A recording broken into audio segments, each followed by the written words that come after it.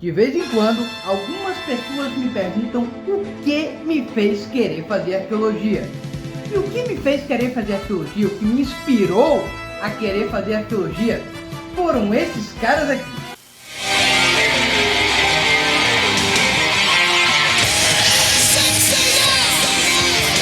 Os Cavaleiros do Zodíaco. Faça elevar o cosmo no seu coração. Todo mal combater, despertar o poder. Sua constelação sempre irá te proteger. Supera a dor e dá forças pra lutar. Pega nos ventos e desejos a realizar, pois as asas e o coração sonhador ninguém irá roubar. Senseiya, guerreiro das estrelas. Senseiya, nada a temer, oh yeah. Senseiya, unidos por sua força. Senseiya, pegados até vencer.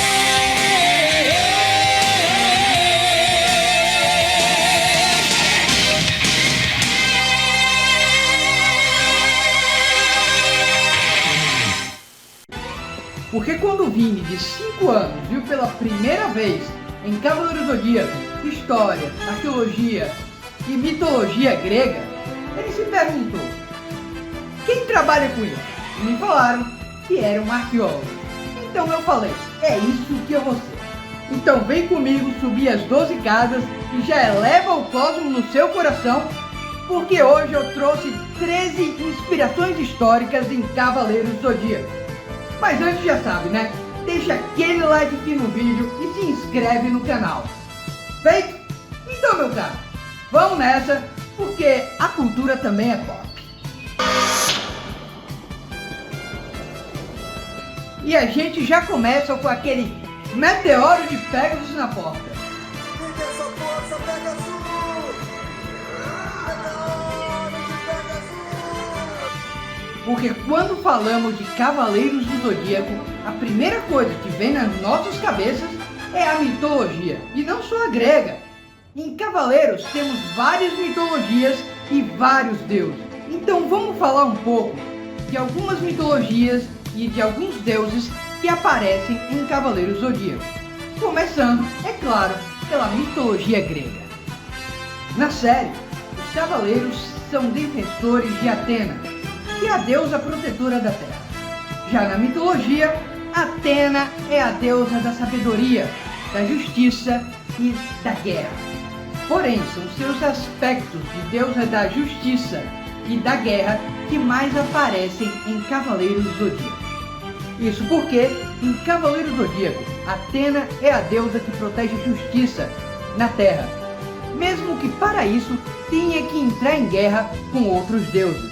Sem falar que na mitologia, Atena é a filha de Zeus, rei dos deuses e a protetora dos heróis. Um paralelo com seus cavaleiros na série, inspirados pelo conceito de heróis clássicos. Um outro deus que aparece em Cavaleiros do Zodíaco e entra em guerra com Atena pelo domínio da terra é Poseidon. E na mitologia, Poseidon é um dos 3 grandes deuses do Olimpo. A triarquia formada por Zeus, Poseidon e Hades. Além, é claro, de ser o deus dos mares e dos terremotos. E tanto em Cavaleiros do Zodíaco quanto na mitologia, Poseidon e Atena sempre tiveram uma treta. E na série, a primeira grande guerra entre os deuses, conhecida como Guerra Santa, foi entre Poseidon e Atena. E isso foi totalmente inspirado na mitologia grega. E que a gente vai ver um pouquinho mais na frente. Outros 2 deuses que aparecem em Cavaleiros do Zodíaco são os deuses do Sol e da Lua, os irmãos Apolo e Ártemis, que aparecem no filme O Prólogo do Céu. Temos também a aparição de outro dos 3 grandes deuses do Olimpo, o deus Hades, o senhor do submundo, o mundo dos mortos. E na série, a guerra entre Atena e Hades é conhecida como a maior das guerras santas. Mas ao contrário do que a gente vê por aí, Hades era um deus mais recluso e não se intrometia muito nos assuntos dos deuses e dos mortais. Apesar disso, Hades era um deus muito temido. Afinal, ele era o deus do mundo dos mortos. Porém, é na saga de Hades que vemos outra grande inspiração na mitologia grega: os três grandes juízes do mundo dos mortos, os maiores guerreiros do deus Hades: Minos, Radamantes e Aiacos. Porém, os três grandes juízes do mundo dos mortos, Radamantes, Minos e Aiacos, realmente existem na mitologia grega. Eles são responsáveis por julgar as almas dos mortos. Mas antes de se tornarem os três grandes juízes do mundo dos mortos, eles foram, na verdade, em vida, três grandes reis, sendo Minos o mais famoso, o rei Minos de Creta, aquele do Minotauro. Sendo assim, Radamantes julgava as almas do Oriente, já Aiacos as do Ocidente, e Minos dava a sentença final. Agora, saindo um pouco da mitologia grega, vemos também em Cavaleiro Zodíaco o budismo, por exemplo. Shaka de Virgem, o Cavaleiro de Ouro de Virgem, não era somente budista, ele também era uma reencarnação de Buda, sendo chamado de o homem mais próximo de Deus, uma alusão à iluminação de Buda, o Nirvana. Temos também a mitologia nórdica. Na saga de Asgard, os Cavaleiros de Atena enfrentam guerreiros nórdicos em Asgard. E na mitologia nórdica, Asgard é o reino dos deuses. E esses guerreiros nórdicos que os cavaleiros enfrentam na série são chamados de guerreiros deuses e protegidos pelo deus Odin. E muitos deles também têm nomes de deuses e personagens da mitologia nórdica, como por exemplo Thor, Siegfried e Fenrir. E na mitologia nórdica, Odin é o rei dos deuses nórdicos, o equivalente a Zeus na Grécia, por exemplo. E Thor é o filho de Odin, deus do trovão. Siegfried é um dos maiores guerreiros e heróis da mitologia nórdica, aquele que matou o dragão Fafnir e se tornou invencível quando se banhou no sangue do dragão. Já Fenrir é o lobo gigante responsável pelo Ragnarok. E na saga de Asgard também conhecemos a representante de Odin na Terra, que seu nome é Hilda, e é uma clara inspiração em Brunhilda, a líder das Valquírias nórdicas. As Valquírias eram, digamos assim, figuras angelicais, mulheres com asas responsáveis por escolher os guerreiros que morreram com honra em batalha e levá-los para Valhalla. E Valhalla é a morada dos deuses, o grande salão de Odin. E em Cavaleiro Zodíaco, em Asgard, temos um castelo chamado Valhalla, que é onde Hilda governa. Mas em Cavaleiro Zodíaco, Hilda era conhecida por ser uma pessoa muito boa, muito bondosa, e que de repente se tornou muito má. Mas isso porque ela estava sendo controlada pelo Anel de Nibelungo. E na mitologia nórdica, o Anel de Nibelungo era um anel mágico, porém amaldiçoado, criado pelos anões, e que enfeitiçou um príncipe chamado Fafnir, que se tornou tão ganancioso, mas tão ganancioso, que acabou se tornando um dragão, e que a única coisa que pensava na vida era proteger o seu tesouro.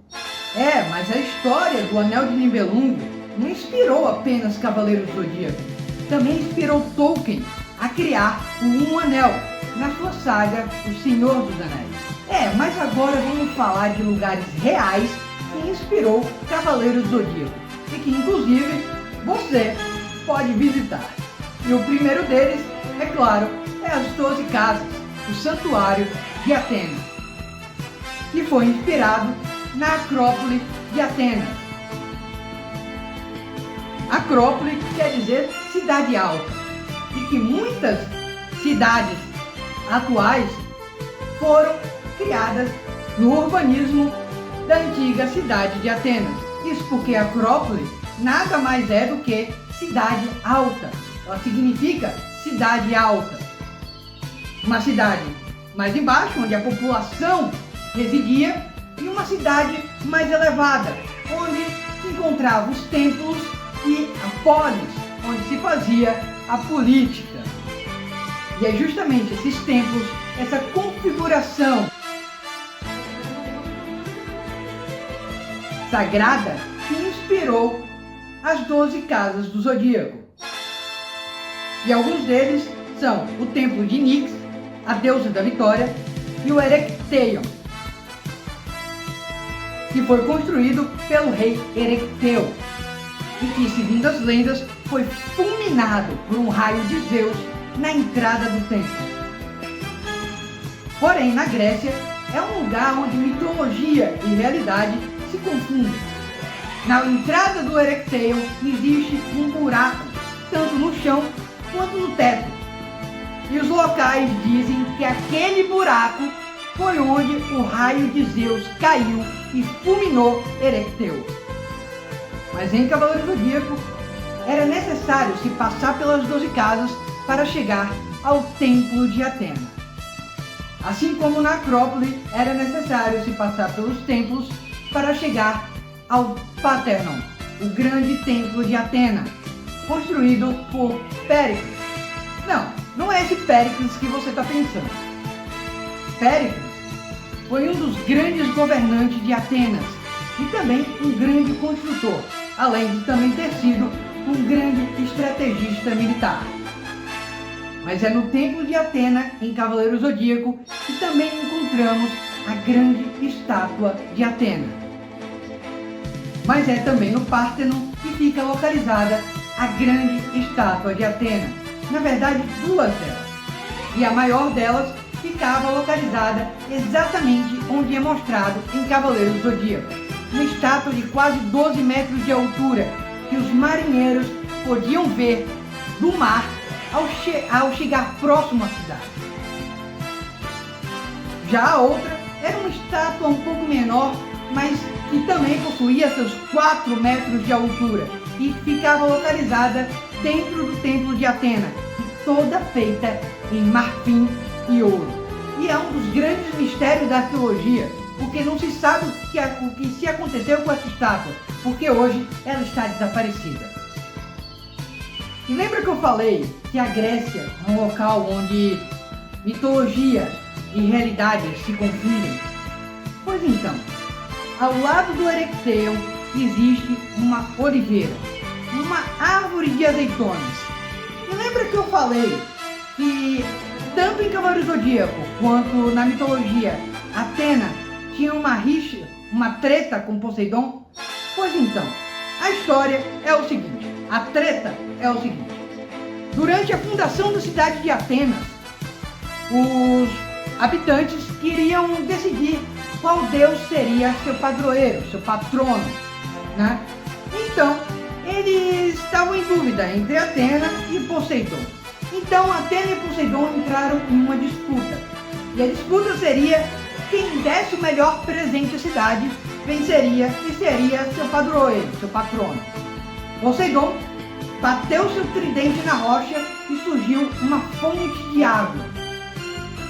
Mas Atena, Atena não é besta, Atena é deusa da sabedoria, não é à toa, né?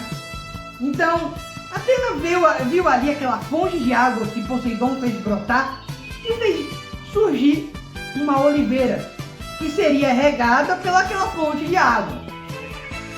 A água mataria a sede, tudo bem, mas a oliveira daria para os habitantes comida com as azeitonas, comércio com a comercialização de azeite, madeira para se aquecer do frio, sombra para se refrescar no calor. Então é claro que os habitantes escolheram Atena. E hoje, os atuais habitantes da cidade de Atenas dizem que aquela oliveira ao lado do Erecteion é, na verdade, a oliveira sagrada de Atena, que ela fez brotar como presente à cidade. Outra inspiração histórica em Cavaleiro do Zodíaco é a entrada do mundo dos mortos, a entrada do Hades, o portão do mundo dos mortos, e foi inspirado no arco Estito. Mas quando os cavaleiros chegam na entrada do mundo dos mortos, no grande portão do submundo, tem uma frase escrita no portão, e ela diz exatamente assim: aqueles que aqui entrarem devem deixar de fora toda a esperança. E essa frase foi tirada diretamente do livro O Inferno de Dante, escrito por Dante Alighieri no século XV na Itália. Sem falar que toda a construção do mundo dos mortos, do Hades, todo o seu mapa, foi inspirado no Inferno de Dante. Outra inspiração é o Mausoléu de Hades. Quando os cavaleiros chegam no Elísios, o paraíso do mundo grego, né, na mitologia, o verdadeiro corpo do deus Hades está descansando em seu mausoléu nos Elísios. E esse mausoléu foi inspirado na coluna de Trajano. Tanto em Cavaleiro Zodíaco quanto na coluna de Trajano, em sua base há uma porta. Em Cavaleiro Zodíaco é ali que o corpo de Hades se encontra descansando no Elísios. Já na coluna de Trajano é apenas uma base de fundação. Mas o que é a coluna de Trajano em si?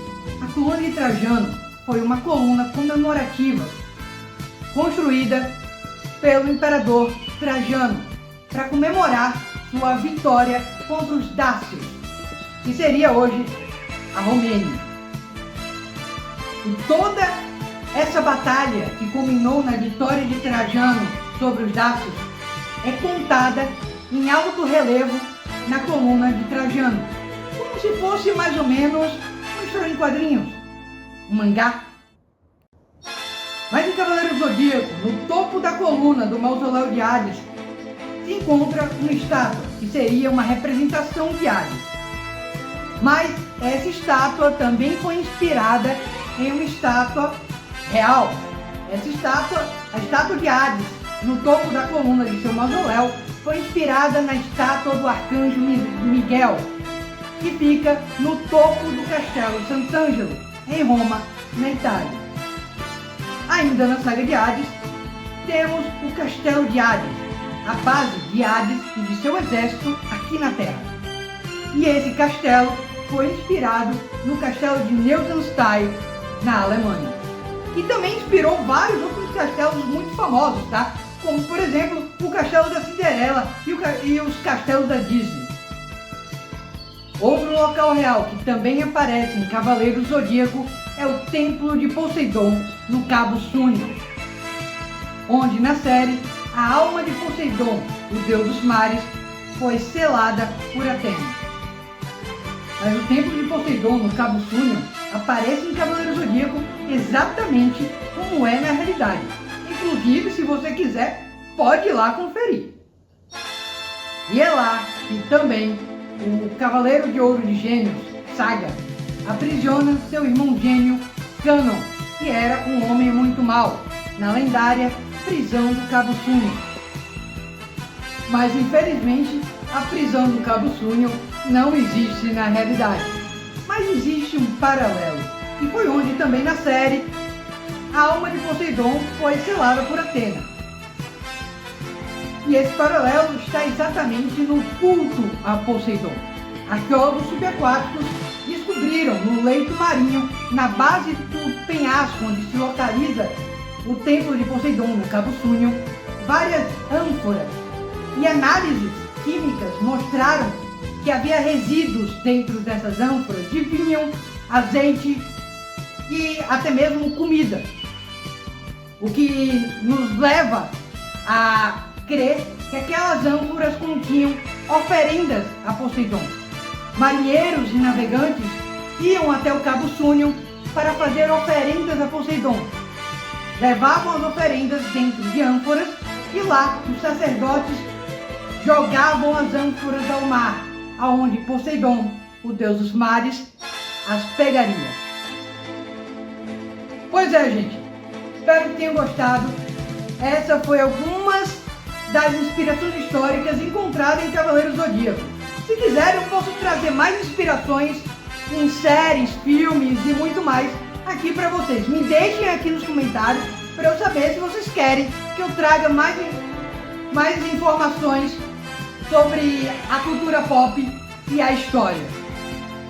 E esse vídeo também foi minha homenagem a Nobu Yamada, que nos deixou recentemente. Nobu Yamada, que foi o criador de um dos maiores ícones dos animes e da cultura pop, um dos maiores hinos da cultura pop, que é a música Pegasus Fantasy, abertura de Cavaleiros do Zodíaco. Nobu, que Atena te leve aos Elísios. Valeu, gente, nos vemos na próxima. Falou!